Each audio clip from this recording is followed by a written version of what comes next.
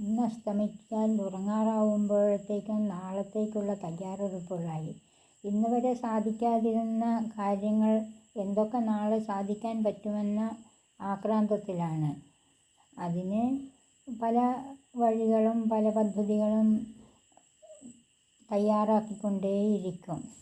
അങ്ങനെയാണ് സാധാരണ എല്ലാവരും ചെയ്യാറ്. ചെയ്യുന്ന കാര്യങ്ങളും ചെയ്യുന്ന വഴികളും അതിനുവേണ്ടി സഞ്ചരിക്കുന്ന വഴികളും കാഴ്ചകളുമെല്ലാം ഞാൻ വീഡിയോയിൽ ഇടാം. എന്തുകൊണ്ടെന്നാൽ പല സ്ഥലങ്ങളിൽ താമസിക്കുന്ന ആൾക്കാരല്ലേ, പല പല സ്ഥലങ്ങൾ നമുക്ക് പരിചയപ്പെടാനുള്ള സൗകര്യം കിട്ടും.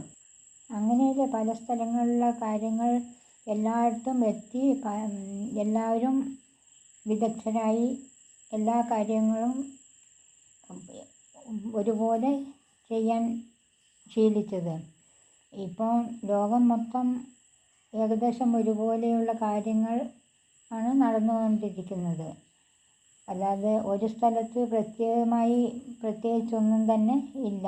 അതൊക്കെ സംഭവിക്കുന്ന കാലങ്ങൾ കഴിഞ്ഞു പോയിരിക്കുന്നു.